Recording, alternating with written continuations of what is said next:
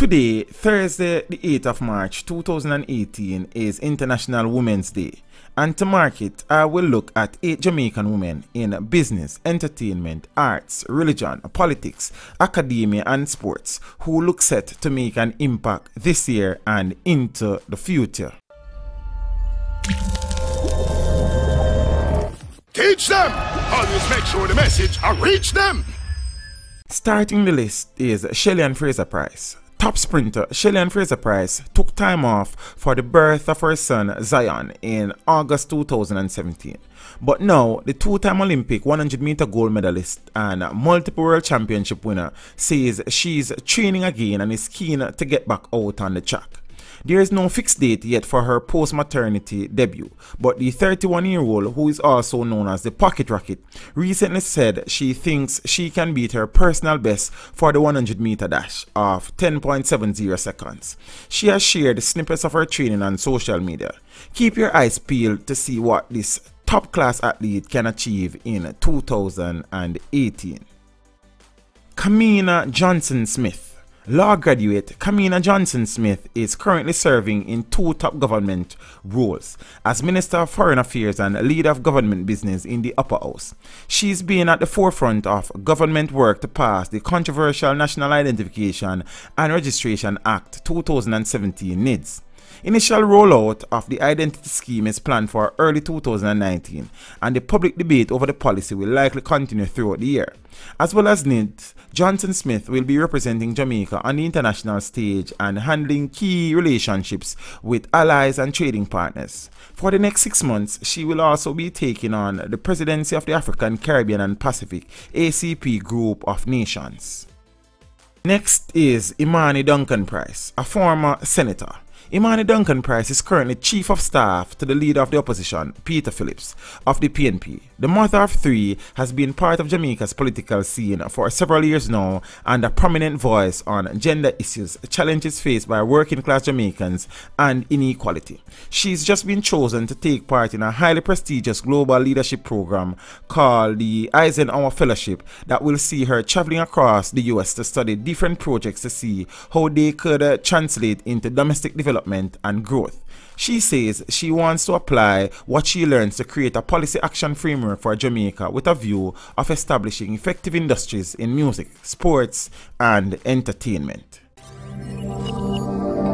You know, it's Teach Them, the #1 intellectual blogging panel on the YouTube channel. Next up is Chorvelle Johnson, one of corporate Jamaica's fast rising women leaders. Chorvelle Johnson took over as the new head of Sagicor Bank Jamaica Limited at the end of January.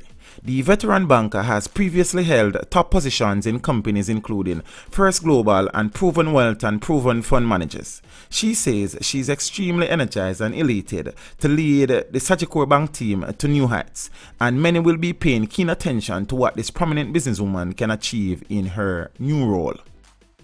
Next up is Karen Curlew, Reverend Karen Curlew.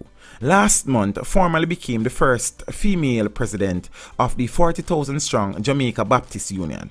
The longtime pastor of the St. Anne's Bay Circuit of Baptist Churches, Curlew says she wants to use her role to see how the church can help bring more dignity into everyday society, citing high rates of crime and violence.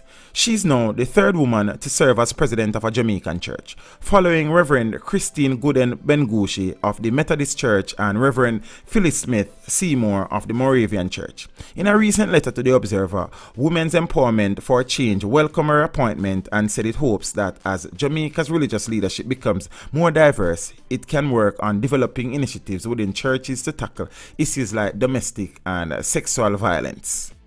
Next up is Maya Wilkinson with her debut production Heist. Maya Wilkinson has made her mark on Jamaica's theatre scene. Heist began life as a 20-minute all-male piece featuring 3 actors, but was broadened into a full 2-act production for a commercial run last year at the Philip Sherlock Center for the Creative Arts. Heist has been nominated in 11 categories, including Best Director at the Actor Boy Awards, which take place later this month. Wilkinson from Wakefield in Trelawney says she's excited about what her success could mean for other female writers and directors. I have learned so much from the experience and I am ready to continue my journey, she said in an interview earlier this year. Like, subscribe, and don't forget to click the notification button. Hey yo, we always up to something. Koffee. Recording artist Mikayla Koffee Simpson has come a long way in a short time. The 18-year-old from Spanish Town caught her attention in August 2017 with Legend, a guitar-backed tribute to sprinter Usain Bolt that showcased her extraordinary voice. The teenager followed up with her debut single, Burning, which established her as an up-and-coming sensation.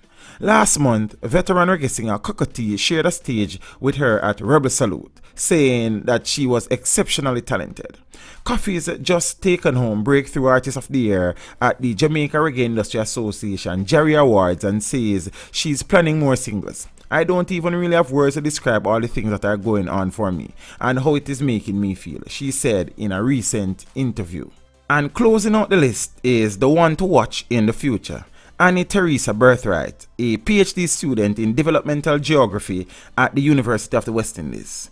Anne-Teresa Birthright is researching the experiences of smallholder coffee farmers and trying to highlight both their value and the challenges they face, such as limited institutional support and climate change.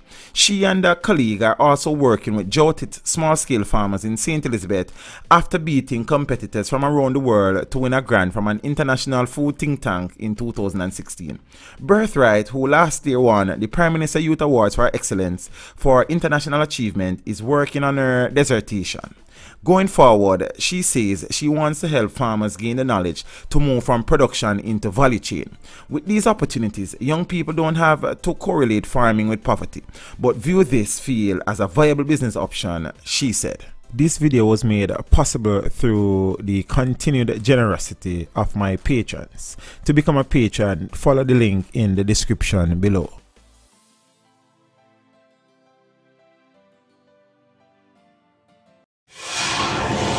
Teach them! Hey yo, hello! Send the message and make it reach them. It's Teach Them, right here, Warlord representing. Thank you for watching. Please leave a comment below. Remember to like and share the video. Don't forget to subscribe for more awesome content. Follow me on social media and check out the suggested videos on screen. This is Teach saying, until next time, walk good, my friends.